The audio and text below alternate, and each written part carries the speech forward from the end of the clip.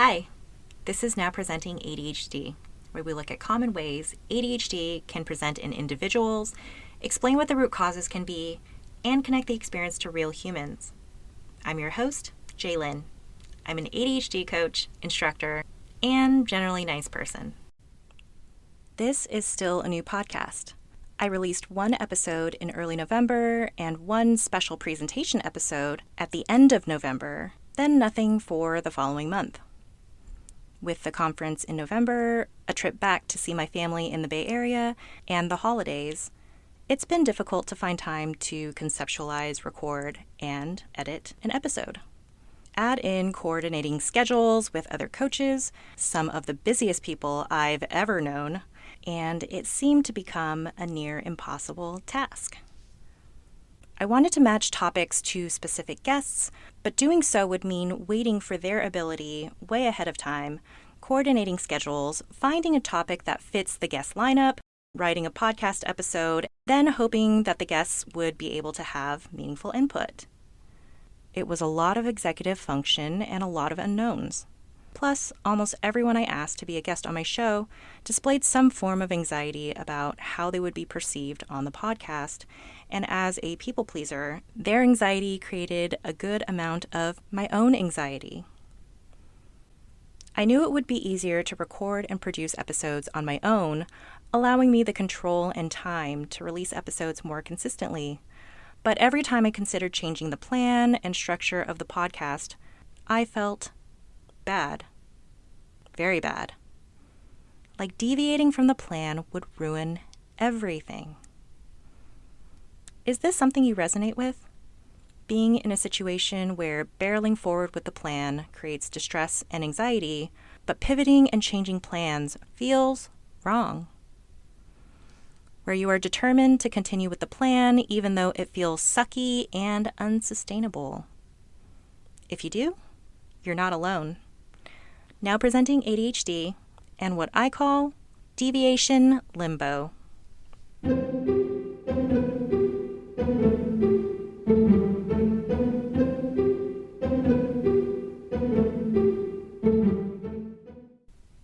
Have you ever made a plan that you were convinced was the perfect way forward, that you were completely excited about, only to find yourself dragging your feet and dreading it while in the actual process of doing the plan?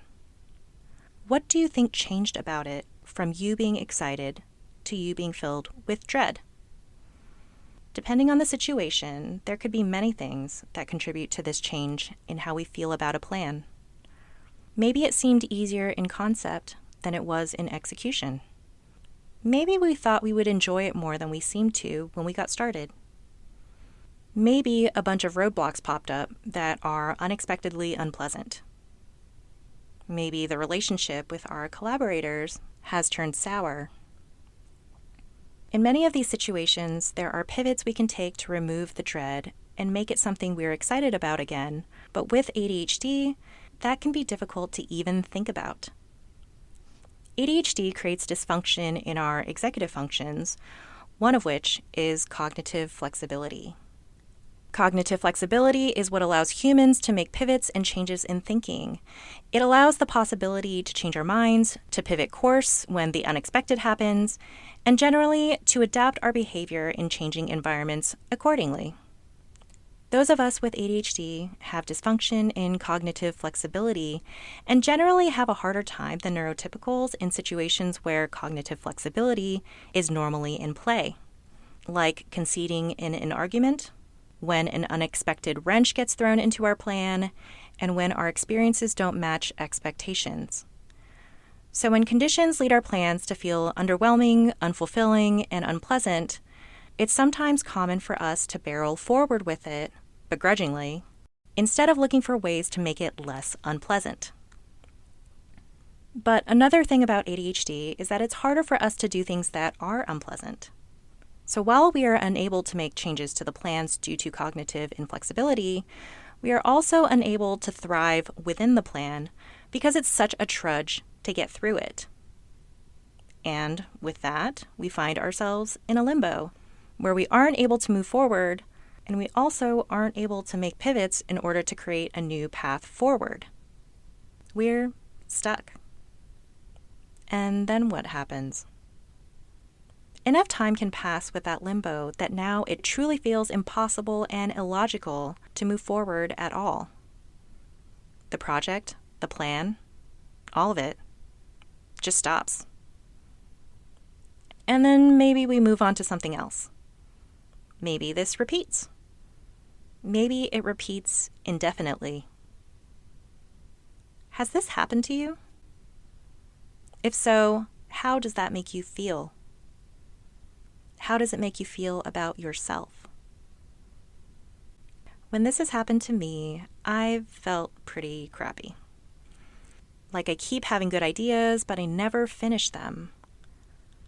Like there's no hope for me to have success if I ever have a good idea again. The shame and catastrophizing can go pretty deep. That shame can lead us to be even more inflexible in plans, actually. If I associate myself with being flaky and unreliable, even with good ideas, then going forward with plans can always have a baseline dread built in because of my self-doubt. Factor in the way I feel others perceive me, and that baseline dread shoots up even higher. The thing is, though, that we ADHD folk aren't actually inflexible at all things. In fact, we are known to be fairly spontaneous at a lot of things. Think about when a strategy needs to pivot in a video game or a board game in order to win. We're actually very good at doing that, even more so than neurotypical sometimes. Or when someone tells us what the plan is and we find a more optimal solution. We can be very good at changing course in certain situations. So, what's the difference between situations where we are unable to change strategies and when we can easily change strategies? I find there to be two major factors that affect how easily we change course. The first is shame and the shoulds. Telling myself I should stay the course, that it's the right thing to do. Changing a podcast structure in the second episode is just not right. The question to ask in this scenario is, what makes it wrong? I mean, it's early on enough for there not to be a huge shift in how the podcast is perceived. Many TV shows have different sets, dialogue structures, even cast members in the second episode versus the pilot, and that seems to be fine. Some of my favorite podcasts have changed hosts and even titles after an initial release. Transitioning this podcast structure will allow me to consistently release an episode every 2 weeks, and maybe even more frequently. Sure, having different perspectives can be a benefit to having guests, but it's not guaranteed that their perspectives will be different from my own. And it's even possible that their perspectives are not views I feel comfortable showcasing on my podcast. And what then? To be honest, when first conceptualizing this podcast, I intended to have it be 10 to 20 minutes per episode, which is the length I prefer to listen to with my own ADHD brain. But when recording the first episode, there were so many great tidbits from guest interactions that I didn't feel good about cutting it down to less than 40 minutes. A change in the structure allows me to return to my original goals while not sacrificing much quality.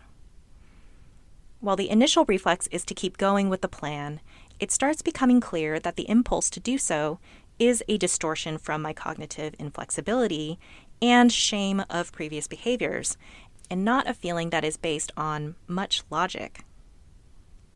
The second factor that affects changing course is excitement.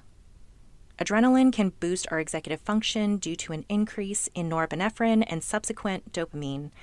And without negative feelings attached to that adrenaline, we can become slingshots of productivity, as evidenced with hyperfocus. We rarely hyperfocus on things we don't like doing, unless it's a cognitive distortion and we don't actually dislike doing it. We can create a boost of forward movement if we can identify the factors that create negative feelings for us, question them for cognitive distortions, then remove or lessen the factors that are actually getting in the way for us to find enjoyment or fulfillment in the process. I love doing this podcast.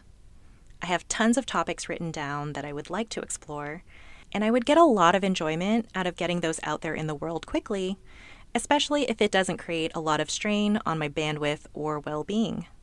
In fact, being able to churn out a thoughtful episode quickly was so exciting for me that I will have written, recorded, edited, and posted this podcast episode within the span of 2 days, even with the existing obligations I currently have in my life.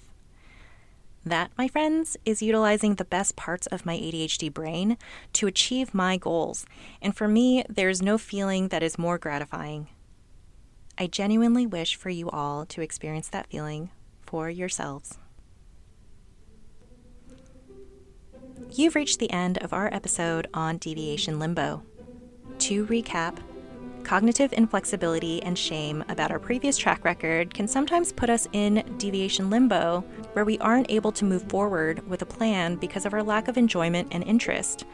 But at the same time, we feel discomfort at pivoting from the plan.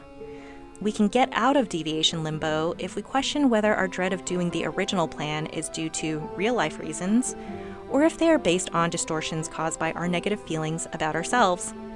Then create positive excitement over what we can do to achieve the goals of our plan in a different way.